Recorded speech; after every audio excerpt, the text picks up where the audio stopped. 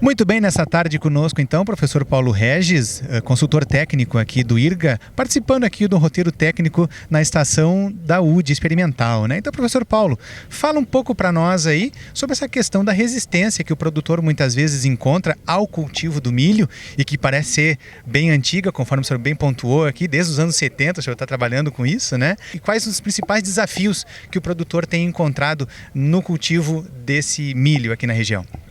Na realidade, um dos principais problemas que tinha o milho é preços baixos, né? Que, na verdade, e também o fato de não dispor de irrigação para se ter umas produtividades mais elevadas. E fisiologicamente, a planta de milho, ela não tolera excesso hídrico, né? E áreas de arroz, normalmente, a drenagem ela é deficiente, né?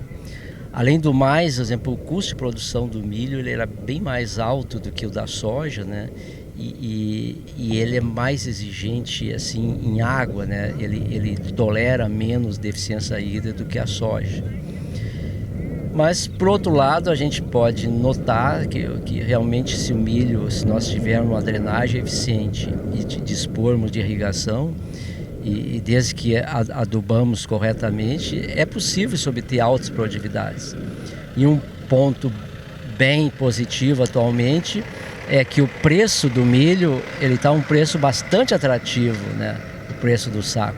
Então, se a pessoa conseguir obter altas produtividades a esse preço, a rentabilidade obtida com a cultura do milho é bem interessante, né? Então, eu vejo assim como os principais, assim, talvez fatores que tenham limitado era o preço, que agora então já melhorou essa situação, e continua o alto custo de produção, que remete à obrigatoriedade de ter altas produtividades. O que são altas produtividades? Acima de 10 toneladas, que daria 167 sacos por hectare. Então, na verdade, dentro das potencialidades, assim, eu vejo o milho uma possibilidade bem interessante, porque em regiões mais quentes do estado é perfeitamente possível nós termos milho plantado em agosto e soja cultivada em sucessão em janeiro. Isso daria duas culturas na mesma estação de crescimento. Eu acho que esse é um ponto bastante positivo. O milho ele agrega também uma quantidade de palha bastante grande, né? E os solos arrozeiros, normalmente o teor de matéria orgânica é bastante baixo. Isso é uma coisa que é muito bem-vinda, né? Por outro lado, assim, sempre que nós tivermos diversificação de culturas, talvez com soja hoje, que é uma realidade, ou milho, nós vamos ter uma melhor gestão dos riscos climáticos e de preços, o que dá assim, uma garantia de uma receita mais estabilizada na propriedade, né? Então eu vejo esses os aspectos, assim, as potencialidades, né, do cultivo do milho em áreas de arroz. É onde a água para irrigação está disponível na metade sul, nas áreas arrozeiras, né? Muito bem, então, tá bom. Muito obrigado, professor Paulo Regis, em nome do Sindicato Rural de Camaquã e Arambaré. Tá bom, agradeço a atenção aí. Cleiton José Ramão, coordenador da fronteira oeste do IRGA. Então, Cleiton, fala hoje para o associado do Sindicato Rural de Camaquã um apanhado geral aí da tua fala, né, da importância do uso da irrigação por sulco camaleão e também na cultura de milho. Estamos aqui hoje trazendo algumas informações de outras regiões e também de todo o IRGA, né, sobre tanto drenagem como irrigação, os principais aspectos, né, de importância para um bom estabelecimento da cultura, no caso hoje do milho.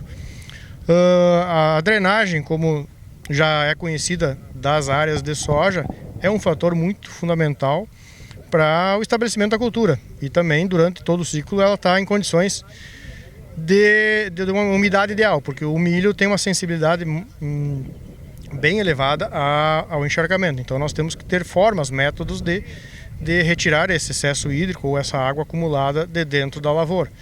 E uma das formas é essa construção de sulcos, né, de camalhões, para retirada dessa água.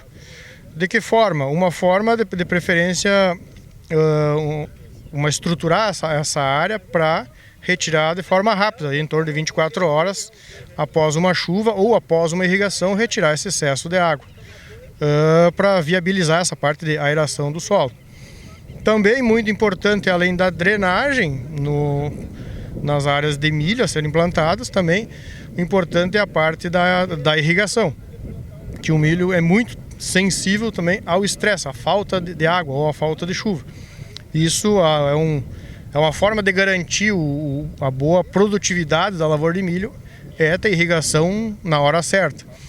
Então também esse sulco que nós vinha comentando, que serve para drenar, é o mesmo sulco que vai servir para irrigar. Então é uma estrutura que tem dupla finalidade.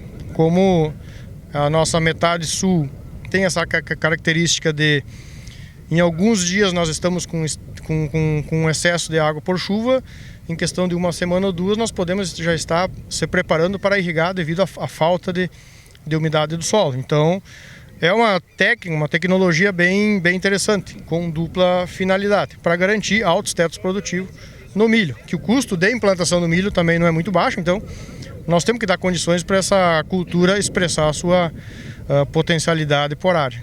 Tá bom então, muito obrigado, Cleiton José Ramão. Obrigado, eu que agradeço a oportunidade. Um abraço.